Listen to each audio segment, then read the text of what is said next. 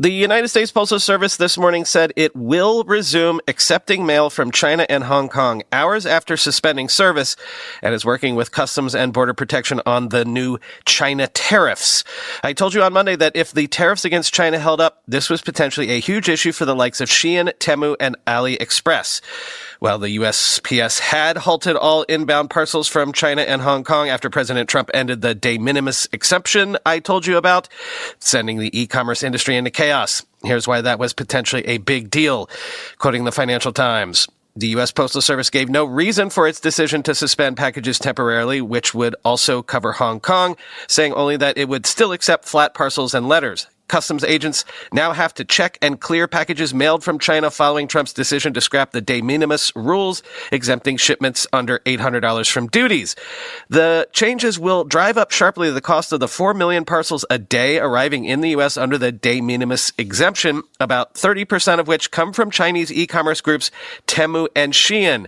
With flights disrupted, the new tariffs threaten to hit China's burgeoning international e-commerce trade at a moment when Beijing is relying on exports to offset weak demand in its domestic economy, end quote. And quoting Wired, Daniel, the owner of a trucking company based in Alberta, Canada, who asked to only use his first name for privacy reasons, tells Wired that 2 of his company's trucks were turned away at the U.S. border in New York and Montana today because they contained packages originally from China.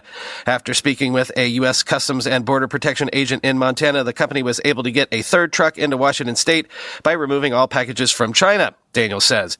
We talked to the Montana CBP cargo supervisor, and they said everything is from the higher up, Daniel says. A lot of trucks were actually turned away today at the border, we were told by our drivers, and a lot of officers were checking the trucks and questioning drivers like, are you sure there are no made in China items in there? This is your last chance. They were actually going through the trucks and randomly checking the packages, end quote. Previously, packages like the ones Daniel's company often handles could move freely across the border. Trump's executive order, though, not only imposes an additional 10% tariff on goods from China, but also ends a key import tax exemption, one that has enabled the rise of Chinese e-commerce platforms like Temu and Shein. Known as de minimis, the rule waives import duties for small packages valued at less than $800 shipped into the U.S. Originally intended to exempt personal gifts and other items that Americans send home from trips abroad, it has since allowed foreign businesses to more easily sell goods to U.S. consumers without needing to worry about paying import taxes. The number of de minimis packages has soared in recent years as the e-commerce market has become more global, making it difficult, if not impossible, for Customs and Border Protection to keep track of all the parcels flowing into the U.S., end quote. Yeah, here's the other thing. Even if you were like, well, who cares? I could live without Temu and Shein.